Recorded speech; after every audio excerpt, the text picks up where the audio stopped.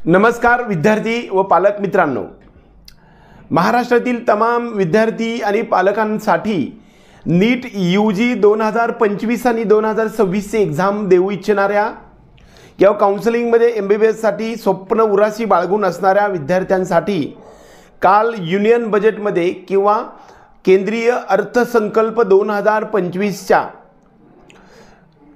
अर्थसंकल्पामध्ये केंद्रीय अर्थमंत्री माननीय निर्मला सीतारामजीने एक महत्त्वाची घोषणा केलेली आहे आणि त्या संदर्भात मी तुम्हाला आज बोलण्यासाठी आलेलो आहे। पाठीमागे गेल्या वर्षी 2024 मध्ये एकदा मोदीजींनी किंवा कोविडच्या नंतर डॉक्टरांची परिपूर्ती किंवा संख्या कमी आहे, यामुळे संख्या वाढवण्याच्या दृष्टिकोनातून केंद्र पाऊले उचलणार आहे अशा प्रकारचे संकेत पाठीमागे दिले होते आणि पुढील 5 वर्षांमध्ये 75,000 एवढे सीट्स MBBS चे संपूर्ण भारत देशामध्ये वाढतील अशा प्रकारच्या गोष्टी बोलल्या जात होत्या।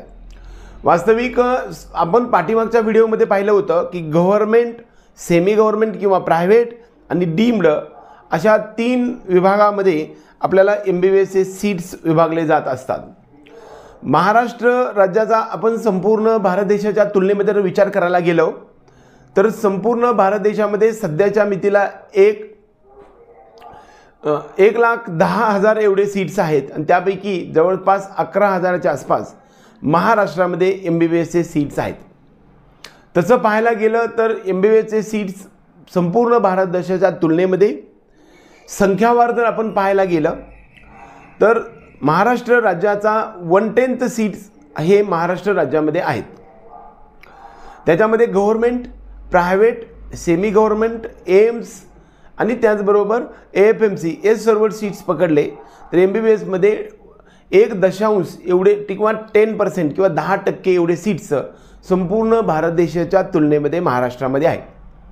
आपण पाठीमागच्या 6 ते 7 वर्षाचा सर्वे पाहायला गेलं तर आपल्याला असं दिसतं की संपूर्ण भारत देशामध्ये जेवढ्या विद्यार्थ्यांनी नीटची परीक्षा देतात त्यापैकी दरम्यान 10% एवढे सीट्स, 10% एवढे विद्यार्थी महाराष्ट्रामधून परीक्षा देत असतात। एक्झाम्पल पाहायला गेलं तर 2024 मध्ये दरम्यान 23 लाख एवढ्या विद्यार्थ्यांनी परीक्षा दिली होती, तर महाराष्ट्रामध्ये 2,47,000 ते 2,58,000 पर्यंत एवढ्या विद्यार्थ्यांनी परीक्षा दिली होती। हा सर्वे पाहायला गेलं तर समजा कालच्या बजेटमध्ये निर्मला सीतारामजीने यावर्षी म्हणजे पुढील वर्षी 2025 किंवा 2026 असा त्याचा अर्थ होतो, या 2 वर्षांमध्ये 10,000 सीट्स संपूर्ण भारत देशामध्ये वाढणार आहेत अशा प्रकारचा घोषणा केलेली आहे। मग आपल्या महाराष्ट्राच्या तुलनेत किती वाटेला येतात तर मी पाठीमागे सांगितलंच आहे की या 2 वर्षांमध्ये आपल्याला 1,000 एवढे सीट्स आपल्याला महाराष्ट्रामध्ये वाढून येऊ शकतात।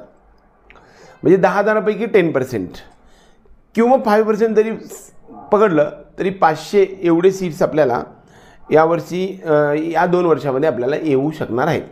आता नीटची काउन्सिलिंग 2025 मध्ये करू इच्छिणाऱ्या विद्यार्थ्यांना पहिल्या राऊंडच्या किंवा दुसऱ्या राऊंडच्या अगोदर हे कॉलेजेस यायला पाहिजे।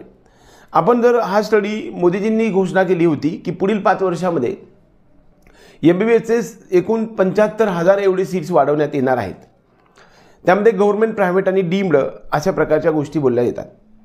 त्यामध्ये जर पाहायला गेलं तर आपल्या महाराष्ट्राचा सर्वे करायला तर 5 ते 7,000 एवढे सीट्स आपल्या महाराष्ट्रामध्ये वाढायला पाहिजे असा त्याचा अर्थ होतो। परंतु जर यावर्षीचे आकडा पाहिला तर 10,000 सीट्स जर या 2 वर्षात म्हणजे 2025 किंवा 2026 मध्ये वाढणार असतील तर 1,000 एवढे सीट्स आपल्याला मिळतील किंवा त्यापेक्षा थोडी कमी 700 ते 800 सीट्स एवढे मिळू शकतात। पण 2024 मध्ये 2 गव्हर्नमेंटचे कॉलेजेस 50 सीट्सने, नाशिक गव्हर्नमेंट मेडिकल कॉलेज आणि मुंबईमध्ये एक GT हॉस्पिटल किंवा कामा हॉस्पिटलचं 50 सीट्सचं असं प्रत्येकी 50 सीट्सचे 2 कॉलेजेस पहिल्याच राऊंडमध्ये आले होते। त्यानंतर मात्र 3rd राऊंडमध्ये एकूण 10 कॉलेजेस महाराष्ट्रामध्ये आले होते। त्यामध्ये GMC Ambernath, GMC Amravati, GMC Jalna, Buldhana, Washim, त्याचबरोबर गडचिरोली, भंडारा दरम्यान अशा प्रकारचे एकूण 10 कॉलेजेस वाढून आले होते। असे एकूण 1,000 सीट्स हे आणि ते 100 सीट्स असे 1100 सीट्स 2024 मध्ये वाढून आले। आणि एक प्रायव्हेट कॉलेज पण आलं होतं, ते Shri Ramchandra medical college, doctor Hedgewar hospital संचलित अटॅच असणारं हे टॉपचं कॉलेज 50 सीट्सनं आपल्याला संभाजीनगरमध्ये आलेलं होतं. एकूण 1150 एवढे सीट्स आपल्याला 2024मध्ये मिळालेले होते. आता हा स्टडी जर आपण करायला गेलं तर 75,000पैकी आपल्याला 5 ते 7,000 विद्यार्थी वाढू शकतील असा आपला अंदाज आहे. कारण जवळपास दुप्पट ते 2.25 पट एवढे सीट्स वाढवण्याचा मोदीजींचा संकल्प आहे. तर आपले 1,000 ते 10,000च्या सीट्सवरती दरम्यान आणखी 5 ते 6,000 सीट्स, 5,000च्या आसपास सीट्स वाढण्याची शक्यता पुढील 5 वर्षामध्ये आहे. मग हे सर्व पाहिल्यानंतर इंजिनिअरिंग किंवा DED किंवा इतर काही गोष्टीसारखं स्कोप कमी होऊ शकतो का, तो प्रत्यक्ष पाहिल्यानंतरच आपल्याला लक्षात येऊ शकेल. बऱ्याच वेळा मेडिकल सायन्सेसमध्ये आता इंजिनिअरिंग करणारा किंवा DED करणारा विद्यार्थी हा शिक्षक किंवा इंजिनिअरिंगमध्ये करिअर करू शकतो, पण इंजिनिअरिंगमध्ये खूप साऱ्या ब्रांचेस असल्यामुळे त्याच्यामध्ये खूप सारा स्कोप आहे. पण मेडिकलमध्ये पेशंट एवढा एकच फ्लो आहे आणि बऱ्याच वेळा पेशंटची संख्या कंपॅरेटिव्हली जी काही पाठीमागच्या 10 वर्षामध्ये होते त्यात अवेअरनेस वाढत चाललेला आहे. लोकांमध्ये स्वतःकडे शरीराकडे लक्ष देण्याची जी काही प्रवृत्ती आहे ती वाढत चाललेली आहे. त्यामुळं अवेअरनेस खूप चांगला वाढला आहे. त्यामुळं पेशंटची संख्या वरचेवर फार वाढेल असं मला वाटत नाही. लोकसंख्या जर पाहायला गेलं तर तुलनेत्मक गेल्या 25-30 वर्षापर्यंत म्हणजे 1950 पासून ते 2000पर्यंत जो लोकसंख्या वाढीचा जो रेशो होता तो रेशो मात्र गेल्या 5 वर्षामध्ये फार वाढताना दिसत नाही. एकंदरीत एवढे सीट्स वाढल्यानंतर स्कोप कमी होईल का, तर सीट्स दुप्पट वाढल्यामुळे आपल्याला स्कोपसुद्धा निम्मा होणार आहे. म्हणजे आता सध्याच्या मितीला ज्या डॉक्टरांकडे आपण जातो आणि त्याच्याकडे पाहून आपल्याला ज्यावेळेस आपल्या करिअर करायचं असं वाटत असतं त्यावेळेस मात्र तुम्हाला त्याच्यापेक्षा आपल्याला 50% किंवा 25% एवढा स्कोप पुढे राहणार आहे असं समजायला हरकत नाही. एकंदरीत निर्मला सीतारामन हे केंद्रीय अर्थमंत्री अर्थमंत्री जे आहेत त्यांनी युनियन बजेटमध्ये आपल्याला जवळपास 10,000 सीट्स वाढणार आहेत अशा प्रकारची घोषणा केलेली आहे.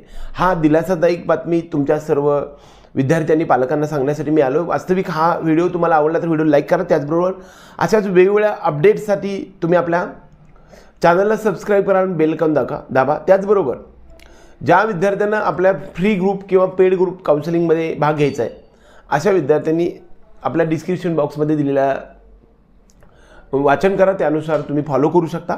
एवढंच या निमित्तानं सांगून आजचा हा व्हिडिओ संपूया. जय हिंद, जय महाराष्ट्र.